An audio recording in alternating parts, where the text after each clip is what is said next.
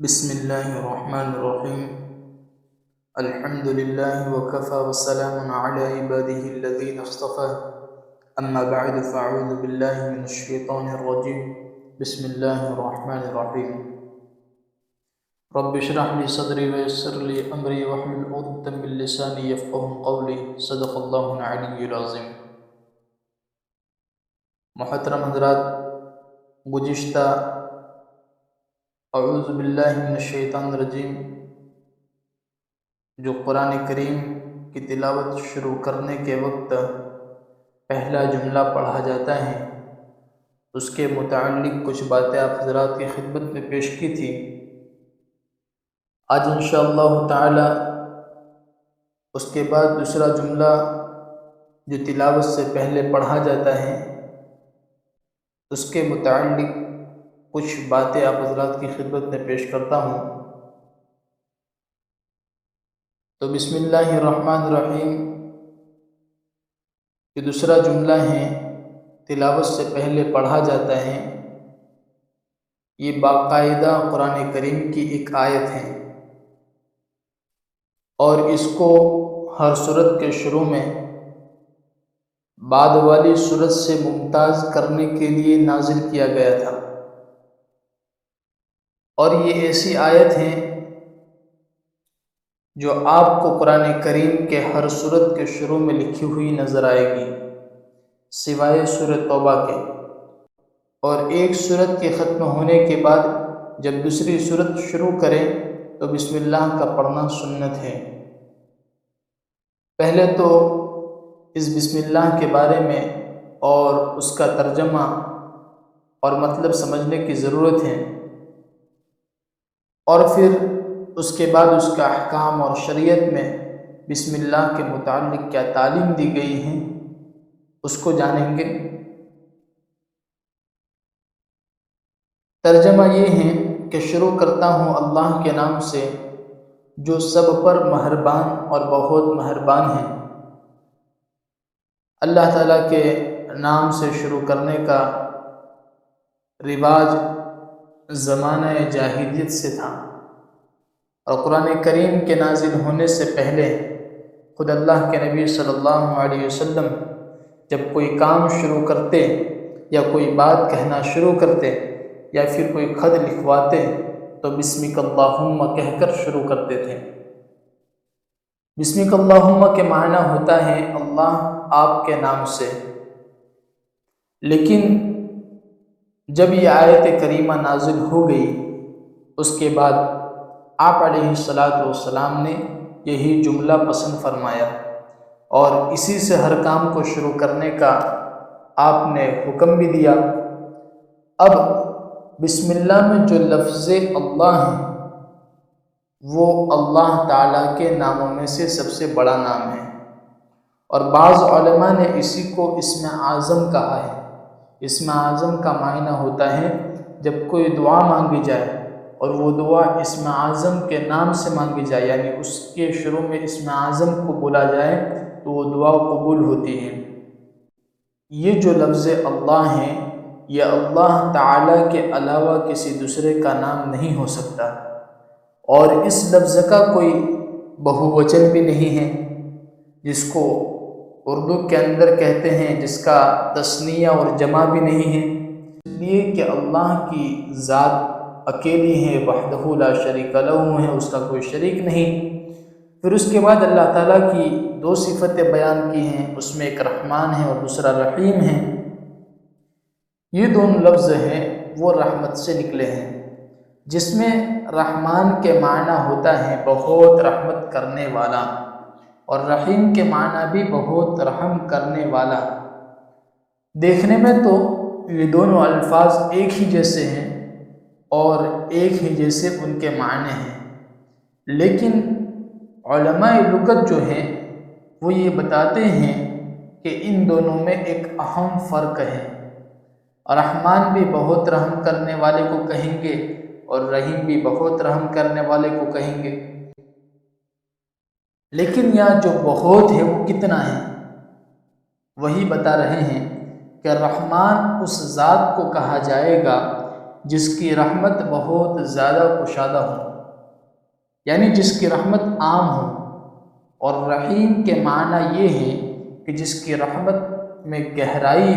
زیادہ ہو، یعنی کہ اللہ تبارک و تعالیٰ کی رحمت جس پر بھی ہو مکمل طور پر ہو۔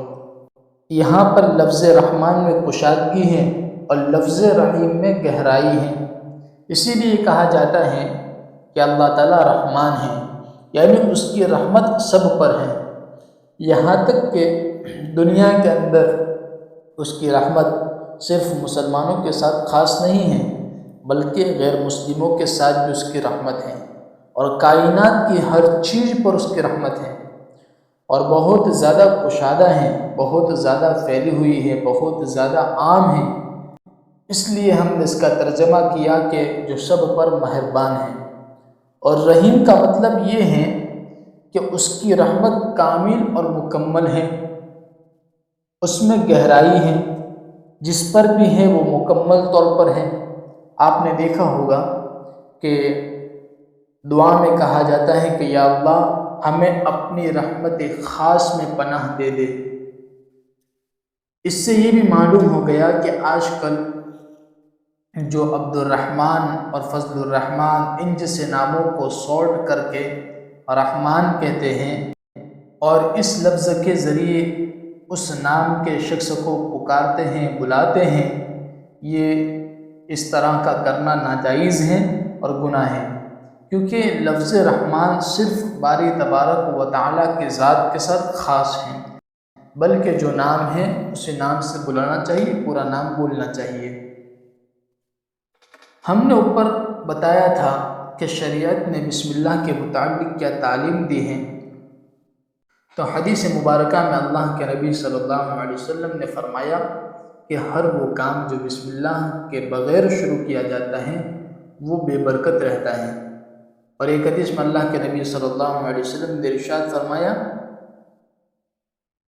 کہ گھر کا دروازہ بند کرو تو بسم اللہ کہہ کر کرو، چراغ بجھاؤ تو بسم اللہ کہہ کر بجھاؤ، برتن ڈھانکو تو بسم اللہ کہو، کھانا کھانے، پانی پینے، وضو کرنے، سواری پر سوار ہونے اور اترنے کے وقت بسم اللہ پڑھنے کی ہدایات قرآن اور حدیث میں بار بار آئی ہیں۔ اسی طرح ہر کام کو بسم اللہ سے شروع کرنے کی ایک زبردست حکمت یہ ہے کہ اسلام نے ہر کام کو اللہ کے نام سے شروع کرنے کی ہدایت دے کر انسان کی پوری زندگی کا جو رخ ہے اللہ تبارک و تعالیٰ کی طرف اس طرح پھیر دیا ہے کہ وہ قدم قدم پر اس بات کی گواہی اور وفاداری کی تجدید کرتا ہے کہ میرا وجود اور میرا کوئی کام بغیر اللہ تعالیٰ کی مشیت اور ارادے کے اور اس کی مدد کے نہیں ہو سکتا۔ جس نے اس کی ہر نقل و حرکت اور تمام معاشی اور دنیاوی کاموں کو بھی ایک عبادت بنا دیا۔ بسم اللہ الرحمن الرحیم کا عمل دیکھا جائے تو کتنا مختصر ہے، نہ اس میں کوئی وقت خرچ ہوتا ہے، نہ کوئی محنت لگتی ہے، اور فائدہ کتنا بڑا ہے کہ اس کے ذریعے دنیا بھی بن گئی۔ ایک کافر بھی کھانا کھاتا ہے، پانی پیتا ہے، اور ایک مسلمان بھی، مگر مسلمان اپنے لقمے سے پہلے بسم اللہ کہہ کر یہ اقرار کرتا ہے کہ یہ لقمہ زمین سے پیدا ہونے سے لے کر پک کر تیار ہونے تک آسمان اور زمین اور سیاروں اور ہوا اور فضائی مخلوقات کی طاقتیں پھر لاکھوں انسانوں کی محنت صرف ہو کر تیار ہوا ہے، اس کا حاصل کرنا میرے بس میں نہیں تھا۔ اللہ تبارک و تعالیٰ ہی کی ذات ہے جس نے ان تمام مراحل سے گزار کر یہ لقمہ یا پھر یہ گھونٹ مجھے عطا فرمایا ہے۔ مومن اور کافر دونوں سوتے جاگتے ہیں، چلتے پھرتے ہیں، مگر ہر مومن سونے سے پہلے اور بیدار ہونے کے وقت اللہ کا نام لے کر اللہ کے ساتھ اسی طرح اپنے رابطے کو تازہ کرتا رہتا ہے، جس سے یہ تمام دنیاوی اور معاشی ضرورتیں ذکر خدا بن کر عبادت میں لکھی جاتی ہیں۔ ذرا غور کیجئے کہ اسلام کی صرف اسی ایک ہی مختصر سی تعلیم نے انسان کو کہاں سے کہاں پہنچا دیا۔ اس لیے یہ کہنا بالکل صحیح ہے کہ بسم اللہ ایک زبردست نسخہ ہے جس کے ذریعے تانبے کا نہیں بلکہ خاک کا سونا بنتا ہے۔ اس لیے ہمیں ہر کام کو شروع کرنے سے پہلے بسم اللہ کو پڑھنا چاہیے۔ اب آخر میں بسم اللہ کے متعلق کچھ مسائل ہیں کہ قرآن کریم کی تلاوت شروع کرتے وقت پہلے تو اعوذ باللہ من الشیطان الرجیم اور پھر بسم اللہ الرحمن الرحیم پڑھنا سنت ہے، اور درمیانی تلاوت میں بھی سورہ توبہ کے علاوہ ہر سورت کے شروع میں بسم اللہ پڑھنا سنت ہے۔ دوسرا مسئلہ یہ ہے کہ جب قرآن کریم کی تلاوت کی جائے اس وقت اعوذ باللہ اور بسم اللہ دونوں پڑھی جائے۔ درمیانی تلاوت میں جب ایک سورت ختم ہو کر دوسری سورت شروع ہو تو سورہ توبہ کے علاوہ ہر سورت کے شروع میں مقرر بسم اللہ الرحمن الرحیم پڑھی جائے، اعوذ باللہ نہیں پڑھیں گے، اور سورہ توبہ اگر درمیانی تلاوت میں آ جائے تو اس پر بسم اللہ نہیں پڑھی جائے گی۔ تلاوت کرتے کرتے سورہ توبہ آئی تو وہاں پر بسم اللہ نہیں پڑھی جائے گی، اور اگر قرآن کریم کی تلاوت سورہ توبہ ہی سے شروع کر رہا ہے تو اس کے شروع میں اعوذ باللہ اور بسم اللہ پڑھنا چاہیے۔ تیسرا مسئلہ یہ ہے کہ بسم اللہ الرحمن الرحیم قرآن مجید میں سورہ نمل میں ایک آیت ہے، اور ہر دو سورتوں کے درمیان ایک مستقل آیت ہے، اس لیے اس کا احترام قرآن مجید ہی کی طرح واجب ہے۔ جس طرح ہم قرآن مجید کا احترام کرتے ہیں اسی طرح اس کا بھی احترام کیا جائے گا۔ جس طرح ہم قرآن مجید کو بغیر وضو نہیں چھوتے، حالت جنابت میں نہیں چھوتے، حیض اور نفاس کی حالت میں نہیں چھوتے، اسی طرح ہم بسم اللہ جہاں لکھا ہوگا اس کو ان حالات میں نہیں چھوئیں گے، اور اس کو بطور تلاوت پڑھنا بھی پاک ہونے سے پہلے جائز نہیں۔ ہاں کسی کام کے شروع میں جیسے کھانا کھانا ہے، پانی پینا ہے، اس وقت بطور دعا پڑھنا ہر حال میں جائز ہے۔ یہ کچھ مسائل بھی تھے جو آپ حضرات کی خدمت میں پیش کر دیے۔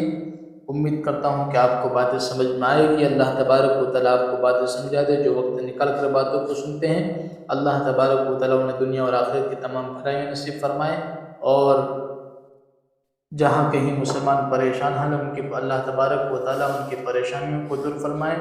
اللہ تبارک و تعالیٰ ہمارے والدین اور اساتذہ کی عمروں میں، ان کی صحت اور ان کی قوت میں اور ان کی عافیت میں اور ان کی نیکیوں میں، ان کے کارہائے خیر میں، ان کی علمی دینی ملی خدمات میں خوب برکت عطا فرمائے، اور ان کے سائے کو ہم پر عافیت کے ساتھ قائم دائم فرما کر ان کی قدردانی کی ہمیں توفیق عطا فرمائے۔ آمین یا رب العالمین، وآخر دعوانا الحمد للہ رب العالمین۔